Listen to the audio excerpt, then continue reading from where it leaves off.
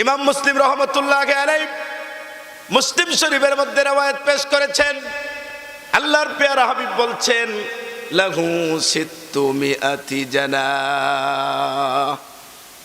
আল্লাহর চারজন বড় বড় ফেরেশতা, হযরত আজরাইল আলাইহিস সালাম, হযরত মিকাইল আলাইহিস সালাম, হযরত ইসরাফিল আলাইহিস সালাম, হযরত জিবরাইল আমিন আলাইহিস সালাম। হযরত জিবরাইলকে আল্লাহ তাআলা 600 পাখা দান করেছেন।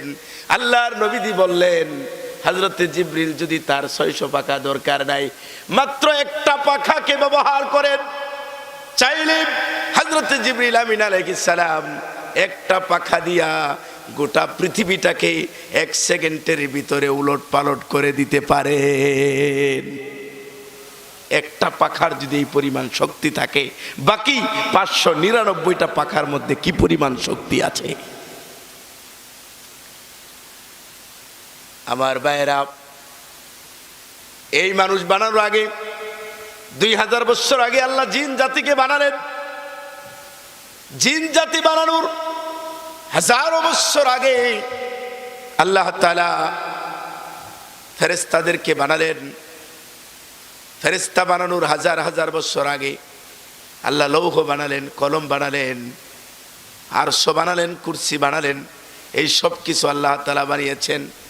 আল্লাহ নবীজিকে বলা হলো, ইয়া রাসূলুল্লাহ, আরশ তো বুঝলাম, কুরসি তো বুঝলাম,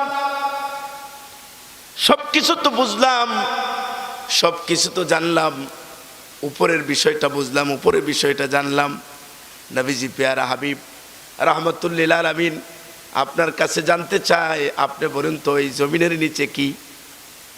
আপনার কাছে প্রশ্ন করি, 7 আকাশের উপরে, এখন এটা জানতে পারলাম পরপর 7টা আকাশ, 7টা আকাশের উপরে একটা বিশাল বড় সমুদ্র, এই সমুদ্রের উপরে 8 জন ফেরেশতার কাঁধে আল্লাহ পাকের আরশ, আর সেই আরশের উপরে কুরসি, কুরসির উপরে আল্লাহ কুদরতি ভাবে কুরসির উপরে আল্লাহ বসে আছেন।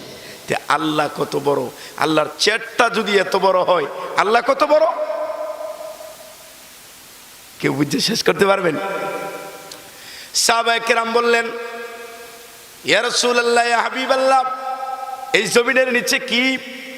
নবীজি বললেন এই জমিনের নিচে হলো পানি। আবার সাহাবীরা বললেন, হুজুর এই পানির নিচে কি? নবীজি বললেন পানির নিচে হলো জমিন।